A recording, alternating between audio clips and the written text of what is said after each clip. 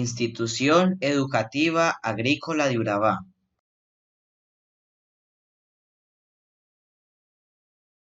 12 de octubre de 1942. Una fecha reconocida por todos nosotros como el día en que Cristóbal Colón y sus tropas arribaron en nuestro continente, proclamándolo como descubrimiento del reino español, sentando las bases de nuestra cultura, lenguaje, tradiciones y etc. Hoy hablaremos sobre el choque de culturas y todo lo que vino después. Para dar un poco de contexto, contaremos en resumidas cuentas la historia que hay antes del gran descubrimiento. La denominación que recibe el hecho histórico llevado a cabo el 12 de octubre de 1492 consiste en la llegada de una expedición liderada por Cristóbal Colón a las tierras de América. Esta expedición fue ordenada por los reyes católicos Isabel de Castilla y Fernando de Aragón. Colón y sus tripulantes habían partido de Puerto de Palos en España.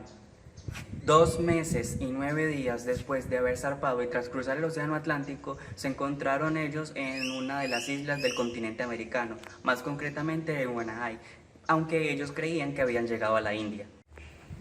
Este suceso es uno de los hechos más importantes para la historia universal, ya que en él se destaca el descubrimiento de riquezas y también de condiciones climáticas favorables al europeo, pero como tal, como todo en esta vida, tiene pros y contras. El lado de los pros tenemos el que se descubrieron las riquezas y además la cultura que se podría generar de aquí al principio, pero después tenemos el lado de los contras, que es por el sincretismo que se dieron entre esas dos culturas se suprimieron la mayor parte de costumbres nativas, es decir, los europeos obligaron a los nativos a adoptar ciertas costumbres incluyendo la religión y los cultos que ellos tenían. Por consiguiente, vamos a aprender aún más de lo que sucedió después del gran descubrimiento. La esclavitud. Unos siglos después del descubrimiento, potencias europeas de la época se dieron a la tarea de conquistar y colonizar ese nuevo territorio, ya que conocían bien sus ventajas y riquezas y querían explotarlas al máximo. Para ese cometido, estas potencias introdujeron como esclavos a una gran cantidad de personas del África colonial, lo cual llevó a la destrucción y disolución de algunas culturas milenarias. Por esta razón, en algunos lugares en la actualidad, esta festividad ha sido criticada o meramente rechazada, ya que las potencias europeas redujeron en gran número las culturas mesoamericanas del momento, recurriendo a prácticas crueles como la esclavitud, ataques a tribus locales que no colaboraran con ellos o se negaran a entregarse, negación a la comida por varios días a sus esclavos, darles golpizas por no practicar la religión católica o por no cumplir con la cuota extrema que les exigían en los campos, la imposición de idiomas, creencias y cultura en general de parte de los españoles hacia los africanos e indígenas, incluso llegando a inventar aparatos para impedir que los esclavos comieran durante las largas jornadas, y por si fuera poco, se les era negado el derecho a la vivienda y a la propiedad privada. Pero, ya que las tribus indígenas tenían conocimientos avanzados del territorio, se les era fácil escapar del cautiverio. Por ello, los europeos optaron por esclavizar a los africanos. Además afirmaban que tenían más fuerza y podían resistir las fuertes tareas que se les eran impuestas. Ese proceso involucró más de 70 millones de muertes, convirtiéndose en una de las masacres más grandes de la humanidad. Pero no todo es tan malo.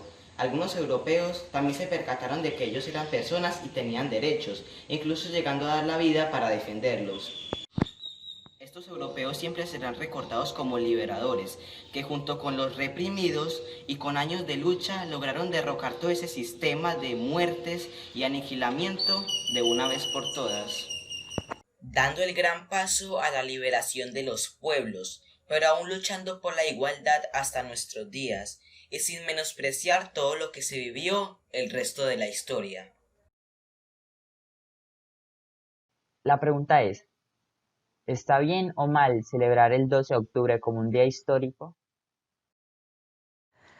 Pues, según su creador, el exministro español Faustino Rodríguez Sampedro, siendo el presidente de la Unión Iberoamericana en 1913, pensó en crear una celebración que uniese España e Iberoamérica, una celebración que nos recordara todo lo amargo que nuestros antepasados vivieron, pero no para hacer caer del dolor, sino para recordarnos que como americanos debemos unirnos por la liberación de nuestro pueblo, no por un odio en común hacia los españoles o los colonizadores. Para eso, nuestros liberadores lucharon. Así que, la conclusión de todo esto es que en este día nos unamos como pueblo, no nos dividamos por el mismo odio que hizo de nuestro pasado un caos. ¿Y usted está de acuerdo con esto?